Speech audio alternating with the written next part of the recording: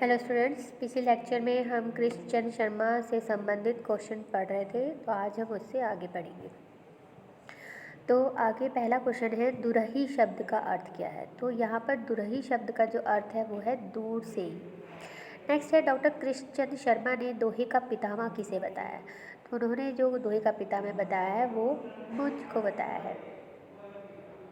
Next है, ग्राम्यजन स्वभाव नहीं रखते। तो ग्राम्यजन किस प्रकार का स्वभाव नहीं रखते, वो मुँह में आई बात लौटाने का स्वभाव नहीं रखते।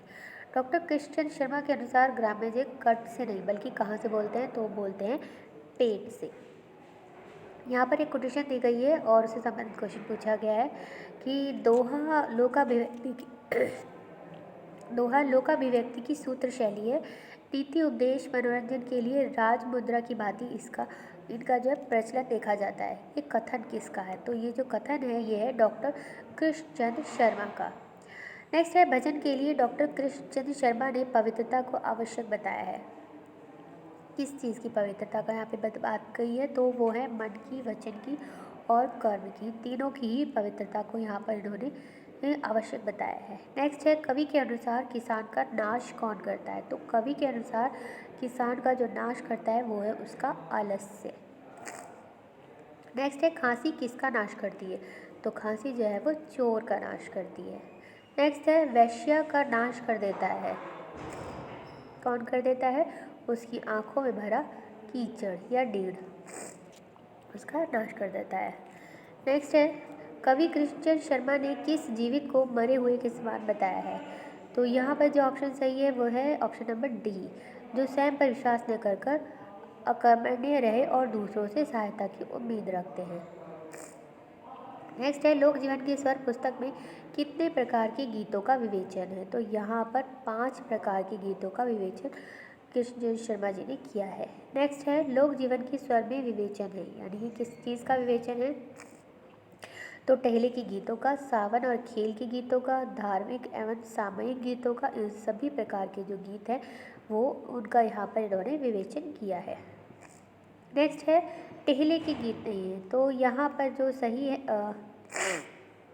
टेहले के गीत नहीं है, जो ऑप्शन सही है वो है कंवर निहाल दे गीत, ये इसका सही आंसर है। अगला क्वेश्चन है, हिंडोला गीत किस प्रकार के गीत के अंतर्गत आता है। तो हिंडोला गीत जो है वो सावन के गीत के अंतर्गत आता है। नेक्स्ट है, जीवन में 3 बड़े टेहले कौन से हैं। तो जीवन में 3 बड़े टेहले जो हैं वो है जन्म, विवाह और मरण। नेक्स्ट है, टेहले के गीतों के अंतर्गत आते हैं, क्या आते हैं इसके अंतर्गत, तो इसके अंतर्गत सभी ऑप्शन में जो भी है वो सब आता है, जैसे कि विदाई, बने, लाडो और भात, विदाई, मेहंदी और तीसरा ऑप्शन है खौड़िया, आरता और घोड़ी। ये सभी जो है वो टेहले के गीतों के अंतर्गत आते हैं। नेक्स्ट है, धार्मिक गीत कौन से हैं। तो ये 4 ऑप्शन में गीत दिए हुए हैं, इसी से पूछा हुआ है कि धार्मिक गीत इसमें से कौन सा है। तो इसमें जो पहला ऑप्शन है, कुंजन वन छोड़ी रे माधो, ये धार्मिक गीत है। नेक्स्ट है, सावन गीत नहीं है। तो यहाँ पर भी 4 ऑप्शन में गीत दिए हुए हैं और उसमें से पूछा गया है कि सावन गीत नहीं है। तो इसमें जो तीसरा ऑप्शन है, सिपाहीड़ा तू क्या सोवे बगल के बीच, ये एक सावन गीत नहीं है। नेक्स्ट है, सैया रतनाली जामुन लादो, किस प्रकार का गीत है। तो यहाँ पर जो क्वेश्चन का फॉर्म बदल दिया गया और यहाँ पर गीत दिया हुआ है और उसका प्रकार पूछा है कि किस प्रकार का गीत है। तो ये एक टेहले का गीत है। नेक्स्ट है, खेल गीत नहीं है। तो यहाँ पर भी 4 ऑप्शन में गीत दिए गए हैं और उसमें से पूछा गया है कि खेल गीत नहीं है। तो उसमें ऑप्शन डी जो है वो सही है, बिजली का पंखा लग रहा बन्नी के कमरे में, ये खेल गीत नहीं है। नेक्स्ट है, धार्मिक गीत नहीं है। तो यहाँ पर ऑप्शन नंबर ए सही है कि पतली कमर गोरी भैया रे गजरा ले लो हार, ये एक धार्मिक गीत नहीं है। यहाँ पर अब खेल गीत पूछा गया है कि कौन सा इसमें से खेल गीत है। तो इसमें जो ऑप्शन नंबर बी है, चले जाना राजा जी बजरिया, ये खेल गीत है।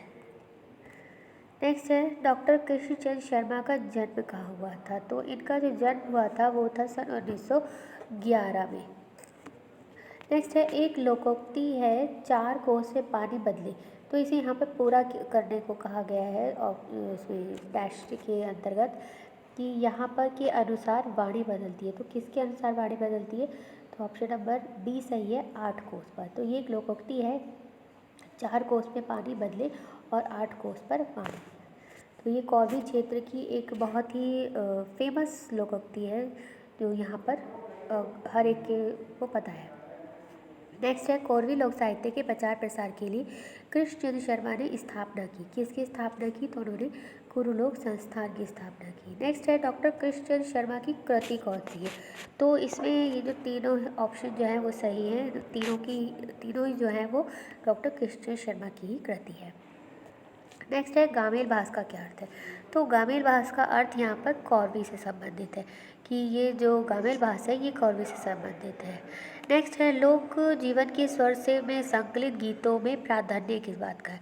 मतलब इसकी जो विषय वस्तु है इसमें क्या मुख्य बात है? तो ये एक स्त्री गीत इसमें मुख्य है, मतलब इसमें विशेष जो है वो स्त्री गीत है। नेक्स्ट है, कौरवी की कितनी शाखाएं प्रचलित हैं? तो कौरवी की 2 शाखाएं प्रचलित हैं। नेक्स्ट है, कौरवी शब्दकोश में कौरवी की किस शाखा के शब्दों को सम्मिलित किया गया है?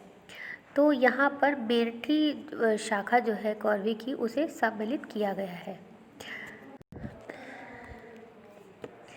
नेक्स्ट है, विवाह गीतों में सबसे मार्मिक और कारुणिक गीत कौन सा है? तो वो है कन्या के विदा गीत। ये बहुत ही मार्मिक और कारुणिक गीत होते हैं।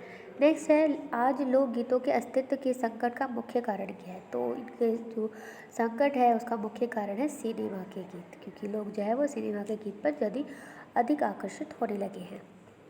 नेक्स्ट है, लोकगीतों पर प्राय आरोप लगता रहता है, किस चीज़ का? तो वो है ऑप्शन नंबर ए, अश्लीलता का। नेक्स्ट है, लोक जीवन की स्वर के कौन से अध्याय के गीत पाठ्यक्रम में निर्धारित हैं? तो ये भी एक इम्पॉर्टेंट क्वेश्चन है कि आपके कोर्स में किस अध्याय से संबंधित जो गीत हैं वो लगे हुए हैं, वो है अध्याय नंबर 5। नेक्स्ट है, लोक जीवन के स्वर के 5वें अध्याय के गीत संख्या 2 का शीर्षक क्या है? तो इसीलिए मैंने आपको जो है हर एक कवि और उसकी रचनाओं जो आपकी कोर्स में लगी है उसके बारे में डिटेल में बताया, ताकि आप जो हैं इस तरह के टाइप के जो क्वेश्चन है उसे सॉल्व कर सको, कि ये दिमाग में रहे कि हमारी जो कोर्स है उसमें किस प्रकार जो कवि है उसका कौन सी रचना जो है वो लगी हुई है। तो यहाँ पर जो आंसर सही जाएगा वो है राष्ट्रीय आंदोलन। तो गीत संख्या नंबर 2 का जो शीर्षक है वो है राष्ट्रीय आंदोलन। नेक्स्ट है, लोक जीवन के स्वर के 5वें अध्याय के गीत नंबर 4 का शीर्षक क्या है? तो गीत नंबर 4 का जो शीर्षक है वो है शिक्षा का महत्व। और नेक्स्ट क्वेश्चन है, लोक जीवन के स्वर कुरु लोक संस्थान द्वारा प्रथम बार किस सन में प्रकाशित किया गया? तो ये 1977 में प्रकाशित किया गया। गामेल भास का शाब्दिक अर्थ क्या है? तो ये भी बहुत अच्छा क्वेश्चन है। तो गामेल भास का जो शाब्दिक अर्थ है वो है ग्राम्य कथन। नेक्स्ट है, लोक कथाएं दैनिक जीवन की शब्दकोश है, ये किसका कथन है? तो ये जो कथन है ये डॉक्टर कृष्णचंद्र शर्मा का ही है। नेक्स्ट है, कौन सी रचना कृष्णचंद्र शर्मा की नहीं है? तो यहाँ पर जो इनकी ऑप्शन नंबर सी है, लोक दोहावली, इनकी रचना नहीं है। नेक्स्ट है, लोक गीत किसी संस्कृति के मुँह बोलते चित्र हैं, ये किसका कथन है? तो ये कथन है डॉक्टर वासुदेव अग्रवाल का। नेक्स्ट है, ग्राम्य गीत प्रकृति के उद्गार हैं, ये कथन किसका है? तो ये कथन है राम नरेश त्रिपाठी का। नेक्स्ट क्वेश्चन, कृष्णचंद्र शर्मा की मृत्यु कब और कहाँ हुई? तो इनकी जो मृत्यु है वो 23 जून 1981 मेरठ में इनकी मृत्यु हुई थी। नेक्स्ट है, कृष्णचंद्र शर्मा द्वारा संपादित किस ग्रंथ को मेरठ का विश्वकोश कहा जाता है? तो इनका जो एक संपादित ग्रंथ है वो है मैं राष्ट्र मानव को विश्वकोश माना जाता है मेरठ का। नेक्स्ट है, डॉक्टर नगेन द्वारा संपादित हिंदी साहित्य का वृहद इतिहास 16 खंड में कृष्णचंद्र शर्मा ने किस खंड का संपादन किया है? तो वो है ऑप्शन नंबर सी, 16वें खंड, लोक साहित्य खंड का इन्होंने संपादित किया है। नेक्स्ट है, कृष्णचंद्र शर्मा का कविता संग्रह कौन सा है? तो इसमें जो तीनों ही हैं वो सही हैं, यानी कि मधुशाला, मरीचिका, प्रतीक्षा है, ये तीनों जो है इनके कविता संग्रह हैं। नेक्स्ट है, कौरवी लोक साहित्य की रचना, संपादन और विकास में महत्वपूर्ण योगदान किसका है? तो वो है कृष्णचंद्र शर्मा। नेक्स्ट है कृष्णचंद्र शर्मा ने कौरवी काव्य के साथ किस परंपरा को आगे बढ़ाया? तो वो है छायावादी। छायावादी परंपरा को उन्होंने आगे बढ़ाया।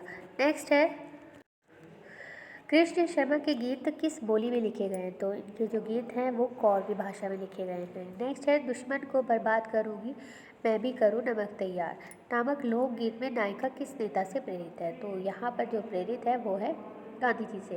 नेक्स्ट है जहाँ कवि का कार्य समाप्त होता है वहाँ से ऑप्शन नंबर ए लोकगीत गायक का काम आरंभ होता है। तो ये थे कृष्ण शर्मा से संबंधित क्वेश्चंस। अगले लेक्चर में मिलेंगे। Thank you.